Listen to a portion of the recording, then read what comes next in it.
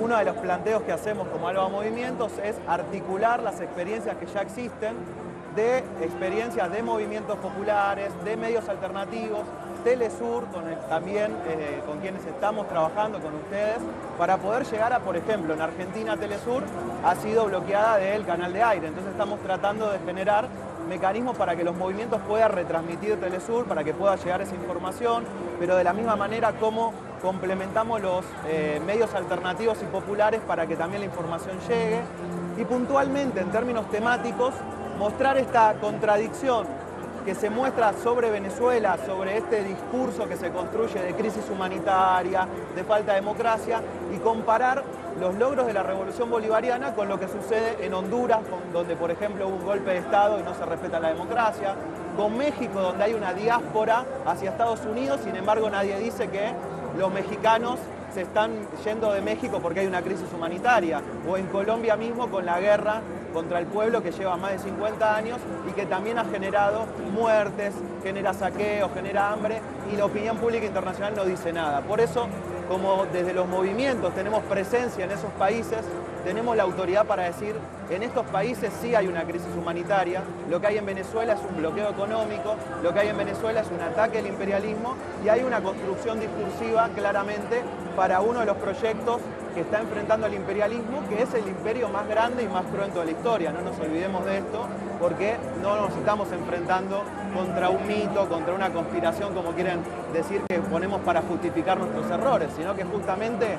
quienes son conspiradores son ellos. Quienes han hecho golpe de Estado en América Latina es el propio imperialismo norteamericano. Quienes han financiado grupos terroristas son los norteamericanos. Entonces, tenemos la autoridad como pueblo, como movimientos, para justamente decir que defendemos a Venezuela, porque Venezuela ha logrado una serie de logros en cuanto a salud, en cuanto a educación, en cuanto a democracia y profundización de la democracia, que no la vemos en otros países, y es más, se están empeorando en otros países. Y los han podido constatar esos logros en visitas que entendemos que en la jornada precedente hacían a distintos espacios, por ejemplo, comunas, movimientos populares organizados, también unidades socioproductivas, urbanismos de la Gran Misión Vivienda de Venezuela, que hacen parte de ese listín de conquistas, de logros históricos de la revolución. Ahora, inevitable, se ha dicho acá desde distintos espacios, está entre las ideas que se recogen, hablar de Hugo Chávez, porque se le ha definido como no solo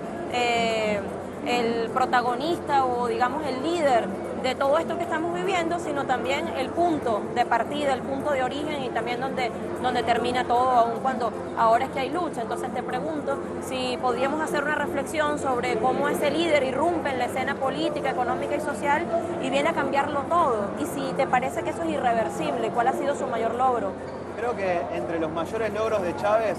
se pueden contemplar varios puntos, ¿no? Pero los más destacados tienen que ver con volver a instalar la idea de socialismo, de una alternativa a la hegemonía neoliberal, a la hegemonía norteamericana, a la hegemonía capitalista, como un proyecto de los pueblos, que lo construyen los pueblos a sus tiempos, a sus modos.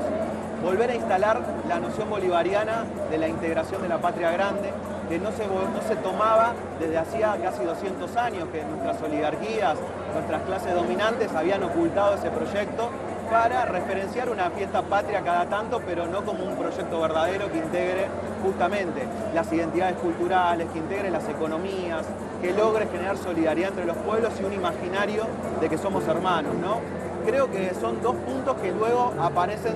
transversalizados por otros elementos que tienen que ver justamente con instalar la solidaridad internacional como parte de la diplomacia de los pueblos, de que América Latina también tenía que solidarizarse con los palestinos, que tenía que solidarizarse con aquellos países que sufrían algún desastre natural. Entonces Venezuela también iba junto con Cuba, ¿no?, a brindar su solidaridad con medicamentos, con ayuda humanitaria, pero también el diálogo entre un dirigente como era Hugo Chávez, un presidente, con los movimientos populares, ¿no? Digamos, rompiendo esos protocolos, rompiendo esa diferencia de las democracias formales que se habían instalado en América Latina desde fines de las dictaduras, pero que realmente no son democracias, y que me parece que Chávez pone el eje en esa discusión. Se dice que es uno de los líderes que mayor contacto directo tuvo con su pueblo. Claramente, o sea, Chávez de mi generación lo vive como un compañero, lo vive como un hermano que nos va guiando, pero que es cercano, no es un dirigente en el bronce, ¿sí? Sino que es alguien que va planteando sus propias contradicciones, sus propios aprendizajes en la lucha y que lo va poniendo y lo va compartiendo con los movimientos, con su pueblo y que se hizo querer por todos los pueblos del continente, ¿no? Ahora, Gonzalo, ¿qué lectura comienzan a hacer en otra arista u otro tópico que hace parte de la realidad venezolana, que es el escenario electoral? Y con esto finalizamos, solo unos segunditos nos dan. Bien, claramente el escenario electoral venezolano no es solamente un escenario venezolano, es un escenario regional donde se pone en juego nuevamente la situación y la correlación de fuerzas del continente, del imperialismo contra los proyectos socialistas, progresistas, populares. En ese escenario nosotros vemos que claramente el apoyo hacia Nicolás Maduro es contundente, o sea, lo vemos desde la Asamblea Nacional Constituyente, lo volvimos a ver en las elecciones regionales, en las elecciones de distrito, y nosotros vemos que la derecha aquí en Venezuela está desarticulada, no tiene un proyecto creíble para convidar a las mayorías, y claramente el escenario a nivel local va a ser arrasador para el chavismo, pero sí nos tenemos que preparar, no solamente los venezolanos, sino los movimientos, para el escenario internacional, que es donde se va a dar la disputa de sentido. Gonzalo, gracias por la mirada de la juventud y por estas ideas que hoy expones en este set.